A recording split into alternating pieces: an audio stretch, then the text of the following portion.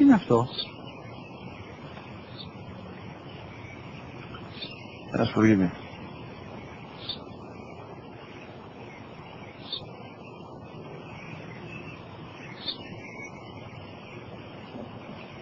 Τι είναι αυτό? Μόλις τώρα στο πω, πατέρα, σπουργίτι είναι.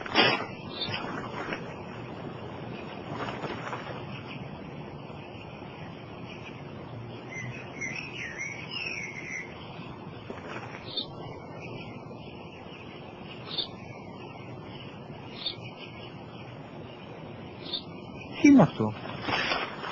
Ένα σπουργίτι είναι, πατέρα. Ένα σπουργίτι. Σπου! Γη, τι!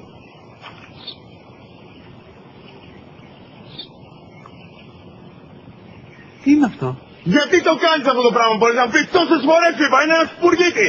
Δεν το καταλαβαίνεις! Πού πας?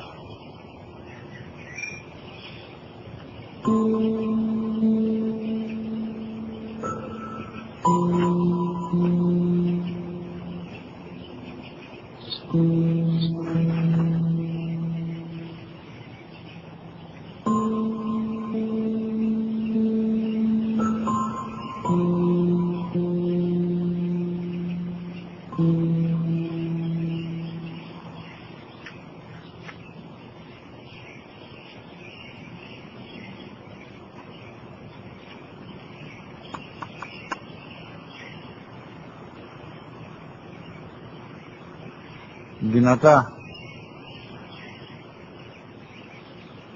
Σήμερα ο μικρός μου γιος που πριν λίγες μέρες έκλεισε τα 3 καθόταν μαζί μου έξω στο πάρκο όταν ένα σπουργίτι ήρθε και κάθισε απέναντί μας.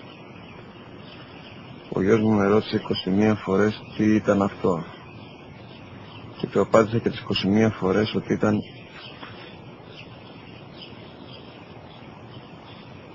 ένα σπουργίτι. Τον αγκάλιασα τρυφερά και τις 21 φορές που μου έκανε την ίδια ερώτηση, ξανά και ξανά, χωρίς να εκνευριστώ, νιώθοντας στοργή για το αθώο μου αγοράκι.